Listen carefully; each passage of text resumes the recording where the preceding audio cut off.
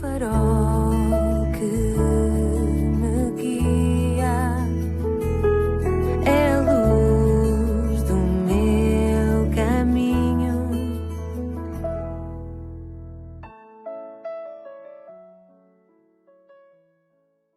Bem-vindo à 249ª edição do programa Pedindo Luz, cujo tema hoje é o pecado imperdoável.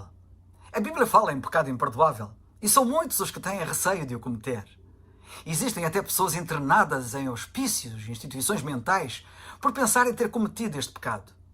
Mas veremos que não há qualquer razão para tal angústia e eu sinto o peso da responsabilidade em explicar porquê. O pecado imperdoável é realmente referido 3 vezes na Bíblia, em 3 evangelhos. No Evangelho de Mateus, no capítulo 13, em Marcos, capítulo 3 e em Lucas, capítulo 12. Em Lucas, no capítulo 12, versículo 10, uma passagem paralela das outras, lemos assim: E a todo aquele que disser uma palavra contra o Filho do Homem, que é o Senhor Jesus Cristo, ser-lhe-á perdoada, mas ao que blasfema contra o Espírito Santo, não lhe será perdoado. A pergunta que se impõe é muito natural. Será que alguém pode cometer o pecado imperdoável que a Bíblia fala? Veremos que ninguém hoje pode cometer este pecado, e que este pecado, pelo que a Bíblia diz, foi cometido no passado, não por uma pessoa, mas por uma nação, a nação de Israel. Muito resumidamente, nós vemos na Bíblia que Deus, desde o início, quis instituir em Israel uma teocracia. Ao contrário das demais nações que tinham os seus próprios reis, a nação de Israel era governada diretamente por Deus, através de juízes. Não tinha rei. Porém, Israel insubordinou-se e insurgiu-se, querendo ter um rei humano como as outras nações. É assim que lemos no primeiro livro de Samuel, no capítulo 8, a partir do versículo 4, cito: Então, todos os anciãos de Israel se congregaram e vieram a Samuel, o profeta, a Ramá, e disseram-lhe: Constitui-nos, pois, agora um rei sobre nós, para que ele nos julgue, como tem todas as nações. Porém, essa palavra pareceu mal aos olhos de Samuel, e Samuel orou ao Senhor. E disse o Senhor a Samuel: Ouve a voz do povo em tudo quanto te disser, pois não te tem rejeitado a ti, antes a mim me tem rejeitado, para eu não reinar sobre ele. Vimos aqui que Israel rejeitou Deus Pai. Mais tarde, veio Deus Filho para reinar sobre Israel. Mas a nação também rejeitou o Senhor Jesus Cristo. Nós lemos em Lucas 19 que eles disseram, cito: Não queremos que este reine sobre nós. A multidão de judeus reunida diante do governador romano, Pôncio Pilatos, clamou dizendo, cito: Tira, tira, crucifica-o.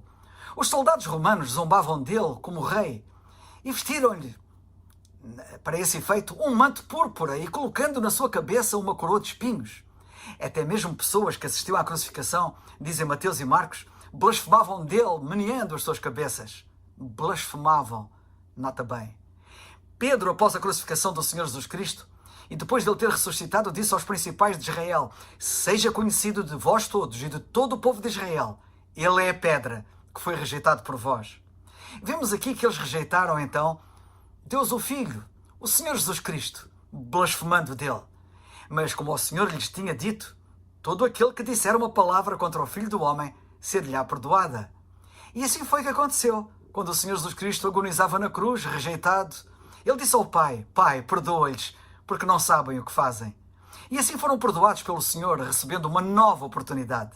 Logo a seguir, Deus, o Espírito Santo, desceu em Pentecostes e encheu os discípulos para falar através deles à nação uma vez mais, sendo agora o Espírito Santo o protagonista na oferta do reino teocrático à nação de Israel. E o que é que aconteceu?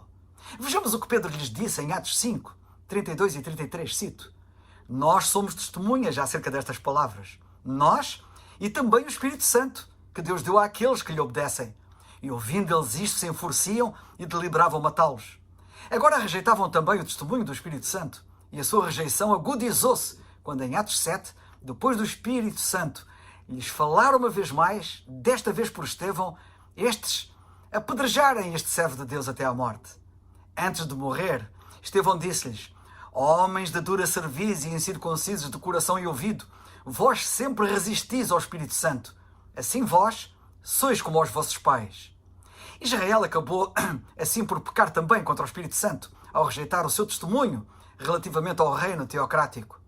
Como tinha dito o Senhor Jesus Cristo, repito, a todo aquele que disser uma palavra contra o Filho do Homem ser-lhe-á perdoada, mas ao que blasfema contra o Espírito Santo, não lhe será perdoado. Se o pecado que a nação de Israel cometeu contra o Senhor Jesus Cristo teve perdão, este pecado contra o Espírito Santo não teve. Era o pecado imperdoável.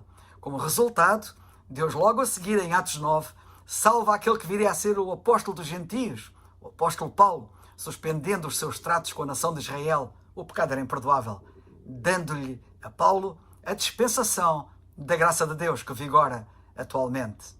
Em Atos, no capítulo 18, versículo 16, Paulo, o apóstolo dos gentios, disse-lhes, quando eles resistiam e quando eles blasfemavam: o vosso sangue seja sobre a vossa cabeça. Eu estou limpo e desde agora parto para os gentios. E em Atos 28, versículos 27 e 28, o apóstolo Paulo sentenciou-os nestes termos, cito: porquanto o coração deste povo está endurecido, seja-vos, pois, notório que esta salvação de Deus é enviada aos gentios, e eles a ouvirão. Portanto, em suma, o pecado contra o Espírito Santo é um pecado que a própria Bíblia diz ter sido cometido não por uma pessoa, mas por uma nação, a nação de Israel. A prova disso, nota bem, é que o apóstolo Paulo diz em 1 Timóteo 1,13 que ele próprio foi blasfemo. E foi inquestionavelmente contra o Espírito Santo que ele blasfemou. E blasfemou exatamente quando Estevão estava a ser apedrejado, pois ele pertencia ao grupo dos que apedrejou Estevão até à morte. Portanto, ele fazia parte do grupo que cometeu o pecado imperdoável. E Paulo não deixou de ser salvo por causa disso, como nós sabemos. O pecado imperdoável era da nação. Ele disse acerca de si mesmo em 1 Timóteo 1,15, cito: esta é uma palavra fiel e digna de toda a aceitação, que Cristo Jesus veio ao mundo para salvar os pecadores, dos quais eu sou o principal. Paulo foi salvo. Paulo escreveu Efésios capítulo 1, versículo 7 e Colossenses 1,14, que diz: temos, ele também, temos, disse ele, a remissão das ofensas, que quer dizer o perdão dos pecados. Ele, portanto, obteve o perdão dos pecados. Paulo, a quem foi dada a dispensação da graça, disse que todos os pecados são perdoáveis, quando exclamou em Romanos 5,20, onde o pecado abundou, superabundou a graça. Se ainda houvesse qualquer dúvida, esta declaração dissipa-a completamente. Não há pecado cometido pelo ser humano que a graça de Deus não possa sobrepujar, não possa cobrir. De certo que não há aqui qualquer lugar para um pecado imperdoável. Tem sido dito, e muito bem, que os pecadores que morrem em incredulidade nesta dispensação da graça de Deus irão para o lago de fogo, para o inferno, com todos os seus pecados por perdoar, mas nenhum deles sendo imperdoável. Soube de um crente com 72 anos de idade que estava moribundo. Ele era santo havia 2 anos. Convertera-se a Cristo aos 70 anos de idade. Que cena descrita pelo crente que estava ao lado dele. Esse crente disse que havia uma vincada expressão de paz e alegria nos seus olhos, mas misturadas com aquele olhar de alegria havia lágrimas, disse ele. O seu rosto estava marejado de lágrimas. Enquanto ele segurava a mão deste irmão na fé que o visitava com a sua própria mão, ele clamou: oh, o amor de Deus! Oh, a graça incomparável do meu Salvador!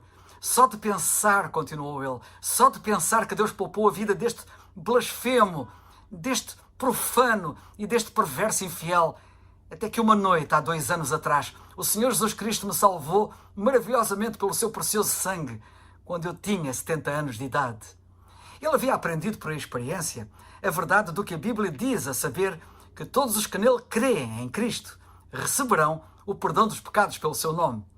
Aquele homem blasfemou contra o Espírito Santo, contra o Santo Filho, contra o Pai Santo, contra o Livro Santo, contra a Santa Igreja e contra tudo mais que era santo. Não apenas uma vez, mas várias vezes, e ainda assim ele foi gloriosamente salvo. Nenhum dos seus pecados foi imperdoável, pois todos eles foram perdoados. De acordo com Atos 13:39, quando ele creu, ele foi justificado de todas as coisas, pois está ali escrito que por Cristo é justificado todo aquele que crê. E como diz Romanos 3:24, sendo justificado gratuitamente pela sua graça, pela redenção que há em Cristo Jesus. Deus perdoou todos os pecados daquele homem perverso por amor a Cristo. Deus perdoou todas as suas transgressões pela sua graça, através da obra redentora de Cristo. Deus declarou aquele pecador crente, um homem justo, apto para a sua presença no céu. Se aquele homem pecador tivesse morrido aos 70 anos de idade, ou aos 72 anos de idade, ainda rejeitando o Evangelho da Graça, sem fé no Senhor Jesus Cristo, e por aquilo que ele fez na cruz do Calvário a seu favor, Todos os seus pecados teriam ficado por perdoar, mas nenhum deles era imperdoável. Porém, todos os seus pecados foram perdoados quando e porque ele creu no Senhor Jesus Cristo como seu único Salvador.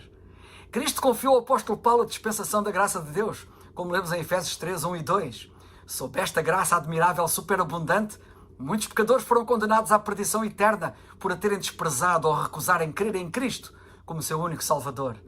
E eles, portanto, deixaram este mundo com todos os seus pecados por perdoar, mas nenhum deles seria imperdoável se tivessem aceitado o perdão, se tivessem crido no Senhor Jesus Cristo como seu Salvador. De que estás tu à espera? Como diz a Bíblia em Atos 16:31, crê no Senhor Jesus Cristo e serás salvo. É o farol